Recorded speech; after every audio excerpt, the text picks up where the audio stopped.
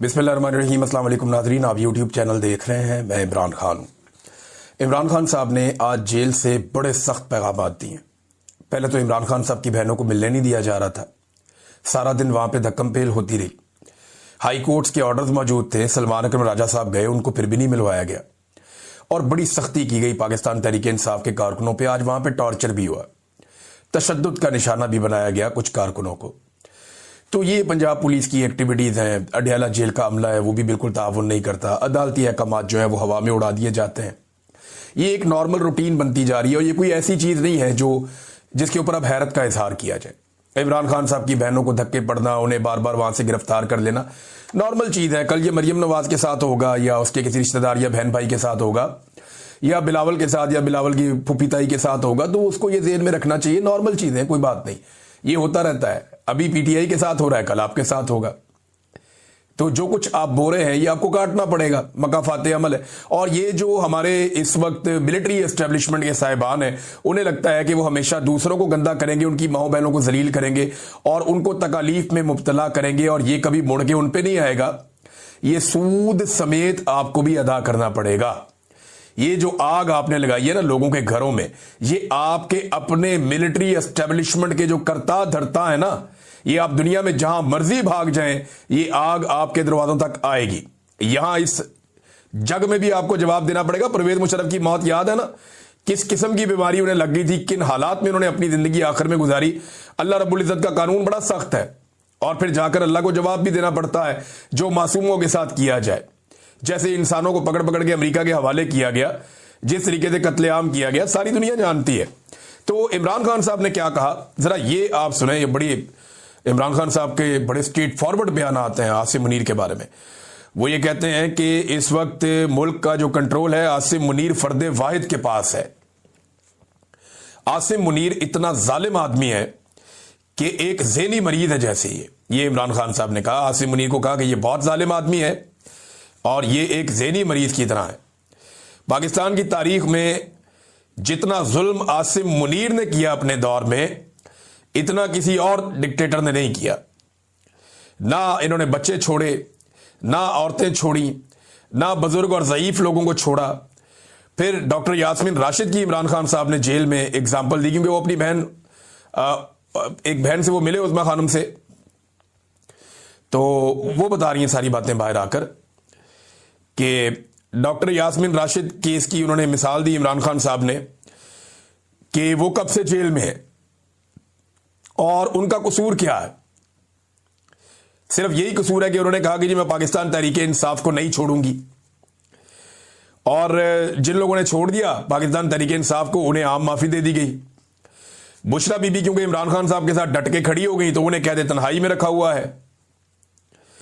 अब ये अपनी कुर्सी की खातिर कुछ भी कर गुजरेगा, ये आसिम मुनीर के बारे में इमरान खान साहब ने कहा। लेकिन अब इमरान खान साहब कह रहे हैं जो कत्लेआम हुए ये सारे के सारे इमरान खान साहब ने उठा के आसिम मुनीर साहब के खाते में डाले। उन्होंने कहा जी बिल्कुल इसके पीछे सिर्फ एक आदमी है जो आसिम मुनीर है।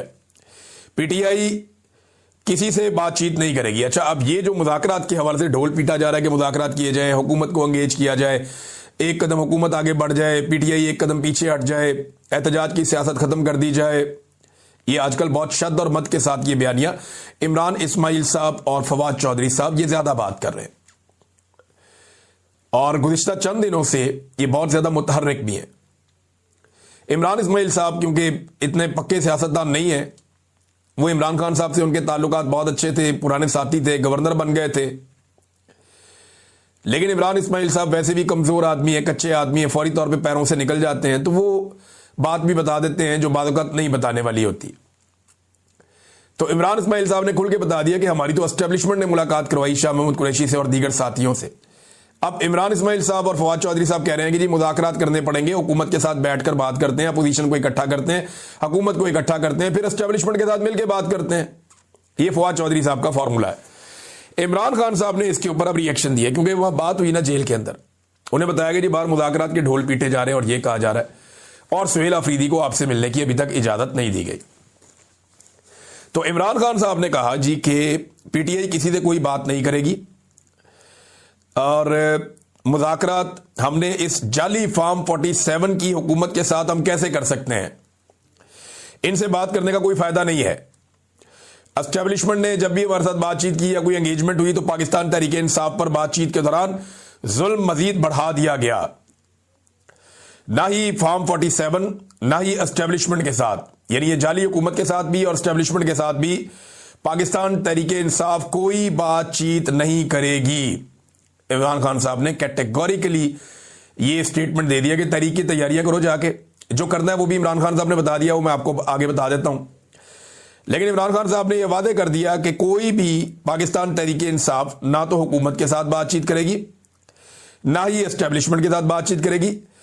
जो भी बातचीत होगी वो जो एक इत्तेहादियों का प्लेटफॉर्म बना हुआ है तहरीक तहफ़्फ़ुज़ आईन पाकिस्तान का, जहां पे अचकज़ई साहब हैं, अल्लामा राजा नासिर अब्बास साहब हैं और पीटीआई के दीगर लोग भी हैं, वो प्लेटफॉर्म अपने तौर पे बातचीत कर सकता है, एंगेजमेंट्स कर सकता है। लेकिन पाकिस्तान तहरीक इंसाफ सिर्फ उस प्लेटफॉर्म को सपोर्ट कर सकती है। डायरेक्ट किसी बातचीत का हिस्सा पाकिस्तान तहरीक इंसाफ ना तो एस्टेब्लिशमेंट के साथ बनेगी और ना ही हुकूमत के साथ किसी बातचीत का हिस्सा बनेगी। तो ये इमरान खान साहब का एक फैसला है। इमरान खान साहब अब एस्टेब्लिशमेंट के साथ टेस्ट मैच खेलेंगे। इससे पहले कभी T20 चल रहा था, कभी वनडे चल रहा था। अब ऐसा लगता है कि इमरान खान साहब ने जो पिछला ट्वीट किया है ना, जिसमें आसिम मुनीर साहब को उन्होंने लगातार टारगेट किया है और पाकिस्तान के फील्ड मार्शल आसिम मुनीर साहब के बारे में वो बातें खुलकर कही हैं जो कोई कह ही नहीं सकता। कोई लीडर कभी जुर्रत नहीं कर सकता था जैसे इमरान खान ने खुलकर बात की है। सारा इल्जाम उनके ऊपर दिया कि जनाब ये बंदा रिस्पॉन्सिबल और ये इस वक्त मुल्क में इन्हीं का कानून सिक्का चल रहा है, जो दिल करता है वो कर रहे हैं और सब 2 नंबरी हो रही है पाकिस्तान में। तो इमरान खान साहब जितना खुलकर फील्ड मार्शल आसिम मुनीर के खिलाफ बोले हैं, यहां से एक बात समझ आ रही है कि इमरान खान को जल्दी कोई नहीं है। अब वो एक लंबा टेस्ट मैच पाकिस्तान की एस्टेब्लिशमेंट के साथ खेलने जा रहे हैं। अल्लाह ताला ने इमरान खान को लंबी जिंदगी दी, अल्लाह ताला सबको अपने हिफ्ज़-ओ-मान में रखे। तो एक बात आप मेरी लिख कर रख लें कि पाकिस्तान की सारी एस्टेब्लिशमेंट मिलकर आसाब की लड़ाई में अपने सारे हमदर्दों को भी इकट्ठा कर ले, ये इमरान खान से नहीं लड़ सकते। ये इस काबिल ही नहीं है उसके सामने बोने हैं इस मामले में। आसाब की लड़ाई में इमरान खान इन सबका बाप है, वो इनसे आसाब की लड़ाई नहीं हारता। ये बात बिल्कुल क्लियर है। एक और चीज नाज़रीन मैं आपके सामने रखता हूं, और अब आहिस्ता आहिस्ता सारे एतराफ कर रहे हैं, चीजें आहिस्ता आहिस्ता बताना शुरू हो गए हैं।